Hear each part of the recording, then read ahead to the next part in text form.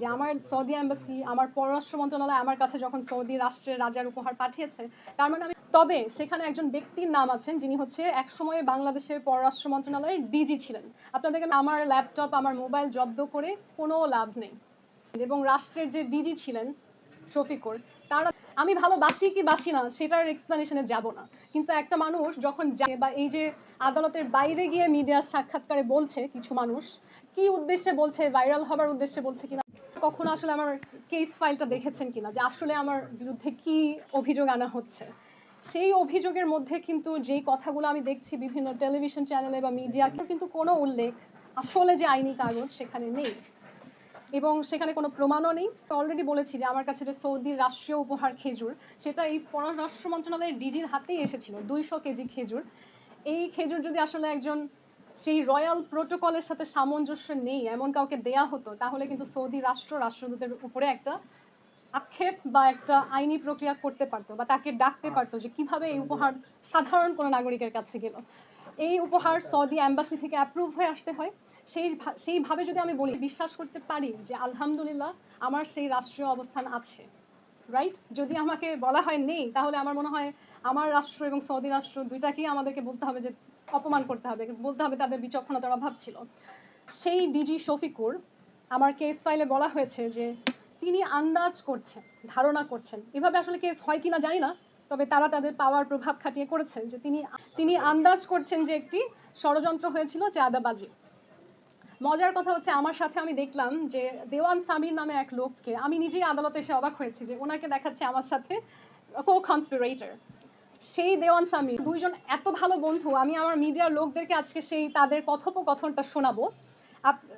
আপনারা যারা শুনলেন কথোপকথনটা, তারা নিজেরাই দেখবেন যে সামিরের সাথে রাষ্ট্রের ডিজি শফিকুরের কেমন বন্ধুত্ব। এবং এখন যে আমরা দেখতে পাচ্ছি যে আদালতে এসে বলছে যে সামির আমার সাথে কো-কনস্পিরেটর এবং ডিজি শফিকুর খুব ইনোসেন্ট একজন ব্যক্তি। হ্যাঁ, যখন আপনারা সেই রেকর্ডিংটা শুনবেন, তার মুখের ভাষা, সে আমাকে নিয়ে কি কথা বলছে, কি শব্দ চয়ন করছে, এবং সে নিজে বলছে যে মেঘনা আলম ইসাকে মানে সৌদি রাষ্ট্রদূতকে ভালোবাসে। আমি ভালোবাসি কি বাসি না সেটার এক্সপ্লেনেশনে যাব না, কিন্তু একটা মানুষ যখন জানেই যে এই নারী তাকে ভালোবাসে, তাহলে তাকে এক্সটর্শন করবে, ব্ল্যাকমেল করবে, জানেই যে এই নারী তাকে ভালোবাসে, তাহলে তাকে এক্সটর্শন করবে, ব্ল্যাকমেল করবে, এটা তো প্রশ্নই ওঠে না, কারণ ভালোবাসার মধ্যে এই সমস্ত নেগেটিভিটির কোনো স্থান নেই। এবং তিনি আরো বলেন সেখানে যে আমার এখানে যে কো-কনস্পিরেটর অপরাধী দেখানো হচ্ছে সামির, তারা একজন আরেকজনকে বাসায় আসার দাওয়াত দেন এবং বলেন আপনার লেভেলটা আমি জানি, আপনি ভালো মানুষ আমি জানি। তো এই যে যে জিনিসগুলো আসলে ভয় পেয়ে তারা আমার মিডিয়াগুলো রেখে দিয়েছে যে আমার ল্যাপটপ থেকে আমার মোবাইল থেকে হয়তো কোনো প্রমাণ বের হয়ে আসবে তাদের বিরুদ্ধে, সেটার কোনো সুযোগ নেই, কারণ আসল প্রমাণগুলো বহু আগেই আমি আন্তর্জাতিক বিভিন্ন সংস্থাকে দিয়ে রেখেছি। এবং অনেকের কাছে মনে হতে পারে যে এটা কি বলবো, মানে যাদের বিবেক আছে, বিচক্ষণ মানুষ, তারা এটা অনেক আগেই বুঝতে পেরেছে যে সত্যি অনেক আগেই শেয়ার করা হয়ে গেছে, truth was out long ago. এখন যেটা করা হচ্ছে সেটা হচ্ছে আমার কাজের ক্ষতি করা হচ্ছে, কারণ আমাকে দমিয়ে রাখার জন্য বা বাইরে হচ্ছে তাদের আসল রূপটা চলে আসবে সেইটা করার জন্য আসলে, কারণ সেই প্রমাণগুলো মিডিয়া কর্মীদের কাছে, মানবাধিকার কর্মীদের কাছে এবং বিশ্বের বহু নেতা যারা বাংলাদেশের মানুষ যাদেরকে সম্মান করে তাদের কাছে আমি অনেক আগেই আমানত হিসেবে রেখে দিয়েছি এবং অনুরোধ হিসেবেও দিয়েছি যে আমি চাই না এই জিনিসগুলো বাইরে আসুক, এবং তাতে আমার অনেক কাছের অনেক পছন্দের একজন মানুষ সৌদি রাষ্ট্রদূত যিনি ছিলেন, তার কোনোভাবে আসলে মানহানি হোক বা তার খারাপ হোক সেটা আমি নিজেই চাই না। বাস্তব যেটা আমার আইনজীবীরা অনেকবার জিজ্ঞেস করেছে আমাকে আমি কোনো পদক্ষেপ নিতে চাই কিনা, আমি কোনোভাবেই চাই না তার কোনো ক্ষতি হোক, এটা বাস্তব। আমি যতটুকু বলছি করছি সেটা আমাকে সেলফ ডিফেন্স, নিজেকে প্রোটেক্ট করার জন্য বলা হচ্ছে। যখন আমার এই মামলাটা শেষ হয়ে যাবে, উইথড্র হয়ে যাবে, আমি আর বলবো না, কারণ আমার সেই ব্যক্তির ব্যক্তিগতভাবে কোনো ক্ষতি হোক এটা আমার নিজের কাছেই ভালো লাগবে না। তবে ডিজি শফিকুর যিনি, আপনারা মিডিয়া সব কর্মী দেখতেই পাবেন যে তিনি আসলে আমাকে নিয়ে কি কথা বলেন, এবং এই একইভাবে যদি তিনি সরকারের কাছেও আমাকে উপস্থাপন করে থাকেন, তাহলে অবাক হওয়ার কোনো কারণ নাই যে সরকারকে তিনি মিসগাইড করেছেন।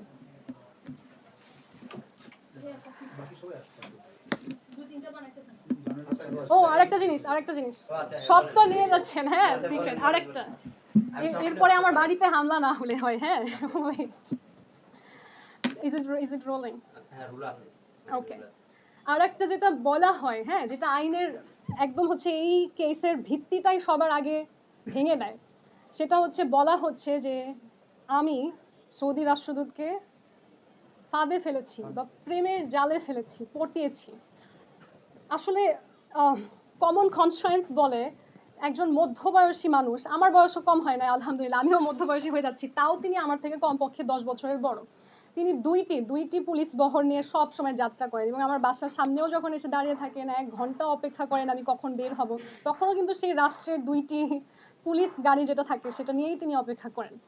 এমন একজন ব্যক্তি যে নিজের ঘর থেকে, নিজের বুলেট প্রুফ গাড়ি, নিজের বুলেট প্রুফ বেডরুম থেকে বের হয় না তার সিকিউরিটি ফোর্স ছাড়া, তাকে আসলে কেমন করে প্রেমের ফাঁদে ফেলা যায় সেটা আমি জানি না। তবে যদি মনে হয়ে থাকে যে আমার এরকম জাদুকরি কোয়ালিটি আছে, তাহলে মনে হয় বিডার ইনভেস্টমেন্ট চেয়ারম্যানকে সরিয়ে আমাকে বসিয়ে দেওয়া উচিত, কারণ ওনারা এতদিন ধরে আমার বাড়িতে হামলা না হলে হয়। হ্যাঁ,